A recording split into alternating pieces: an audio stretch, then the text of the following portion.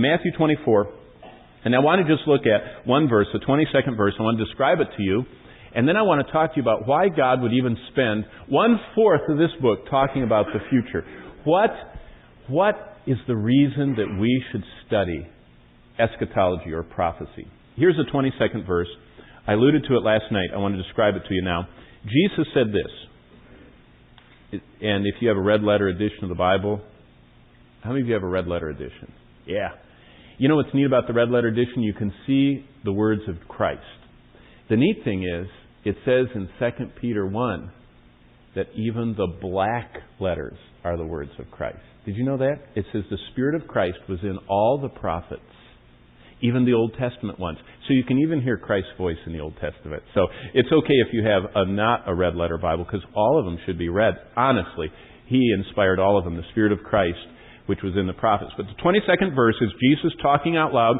He's sitting on the side of the Mount of Olives, the western slope of the Mount of Olives, looking at the eastern gate of Jerusalem, and he's looking at one of the wonders of the ancient world, the Herodian temple, which is still a wonder. There's nothing above ground left of it, but everything below ground, the retaining walls, are still magnificent. There are stones that are 26 feet long, that weigh 400 metric tons, that are so closely joined together, the stones, that when I take groups over there, I have the people take out their credit cards. I say, try and stick your credit card between any of those stones. And those 456 metric ton stones are lined up so closely beside each other, you cannot stick a credit card between them. We couldn't do that today with all of our engineering equipment, because we don't even know how they did it. But they did it. So they were looking at that. The disciples were wowed by it. And Jesus said it's all going to be knocked down. In fact, He says in verse 22, unless those days, the tribulation hour, the Bible calls the time of Jacob's trouble, the tribulation is for the Jews.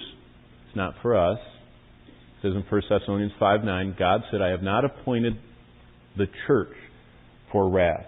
And that word wrath is the word for the tribulation. So whatever your orientation is, if you just take a simple view, the tribulation is for the Jews. The Old Testament calls it the time of Jacob's trouble. But verse 22, unless those days, the tribulation hour, were shortened, no flesh would be saved.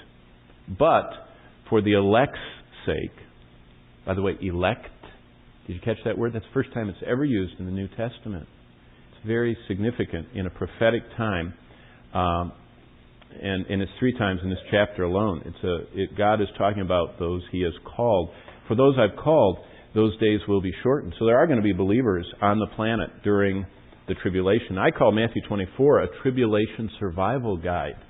It's written for those who are believers on the earth to know what's going to happen. But let me just, and I'm going to go to Isaiah and show you basically why God gives us prophecy. But let me tell you one quick story from the news.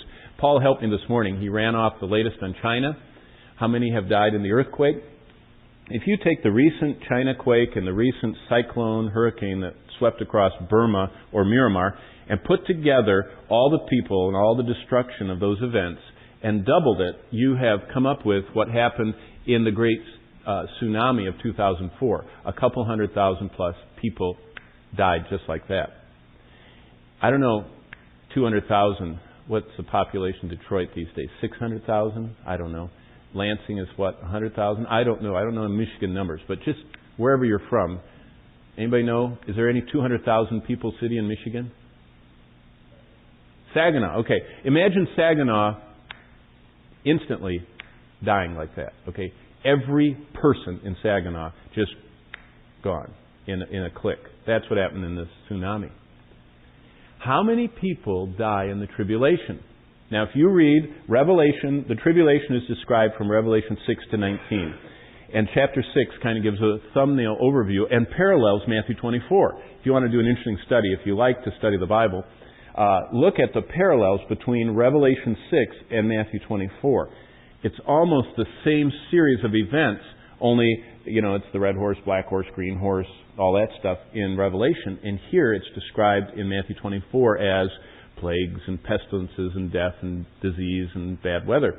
But if you look at that and read it carefully, it says that in the tribulation time, 1 out of every 2 people on the earth is going to die. Okay, what's the current population of the planet? 6-point-some billion, getting close to 7.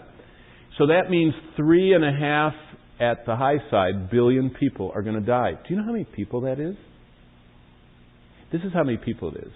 It's the city of Saginaw being destroyed every hour, for every hour of the day, for every day of the year, for 3.5 years. I was telling Paul this morning, they have trouble burying the people of Miramar. They're just floating out there, rotting bodies. They don't know what they're going to do with all these bodies in China. I mean, they're trying to figure out what to do with all these bodies.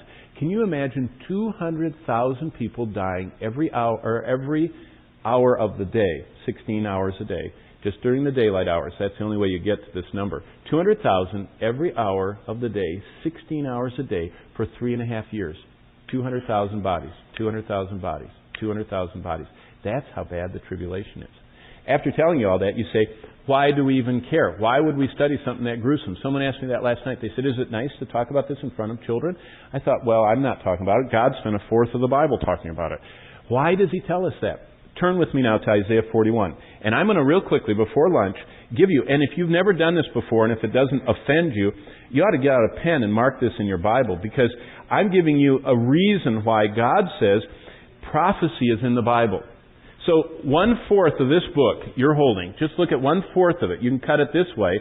1/4 of this book is prophetic. Why would God devote prophecy as the largest piece of the Bible?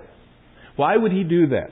What's His purpose? Well, He tells us. And if we listen to Him, God has spoken, and this Bible, He speaks to us and tells us, I wrote prophetic things, Isaiah 41 in verse 23, because, number one, only God knows the future. Demons don't know the future. Supercomputers that can do trillions of teraflops or whatever their gigaflops or whatever their teraflops. I don't know what the newest thing is, but this huge amount of calculation that's getting near artificial intelligence. Even that, our technology can't tell the future. Only God can. Look what it says in Isaiah 41 in verse 23. God says, show the things that are to come hereafter, that we may know you are God. See, it's a challenge. If you want to know the context of Isaiah 41, Israel, God's people, Israel that God formed through Abraham, and then through the children of Israel, the descendants of Abraham going into Egypt, and through all that deliverance in the Exodus, God forged a nation, and He did something no one else has ever done. He split a sea, and they walked through on dry land, and He mowed down the Egyptian army, and all of that you know happened. And then He sustained them for 40 years in the wilderness, and their shoes did not even wear out. My Crocs are wearing out. In fact, I almost have a hole right there. But their shoes did not wear out in 40 years. He fed them every day. Did you know it would take a train 3.5 miles long to feed 3 million people?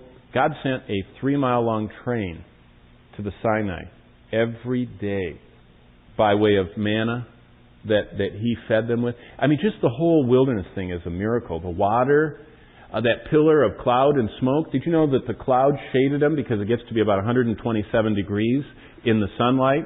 The babies would have died. And then it gets down to freezing at night because there's no cloud cover. So God put a canopy over them.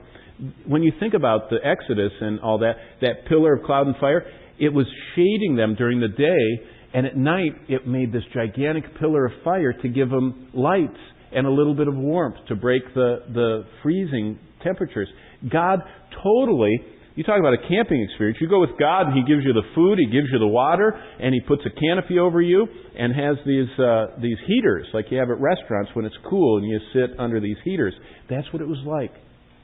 And those people that went through all that, then they went into the promised land, and if you read closely the Bible, when Israel conquered the land, there was never even one casualty except when they disobeyed. No casualties. How would you like to be in an army that every war you won and you never had anybody? I mean, look at Iraq. We get the body count every day, you know. I don't know what we're at, 4,000 of young men and women killed or more. No one was killed in the Israeli army when they conquered the land, except when they disobeyed.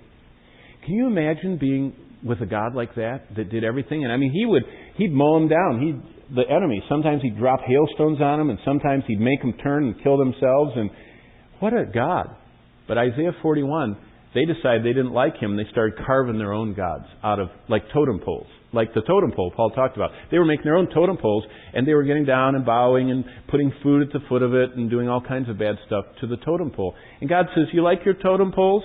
Look at verse 23. Show the things that are come hereafter, that we may know your gods. God is talking to the Israelites, and behind them there are poles that they were worshiping. And He's saying, you worshiping those poles as your gods? Okay, have the poles tell what's going to happen in the future. That's the proof of who God really is. Keep reading the 23rd verse. Yes, do good or evil, that we may be dismayed and see it together. He's saying, I accurately know the future. Do your idols know the future? If your idols know the future, they're God. If they don't know the future, they're false.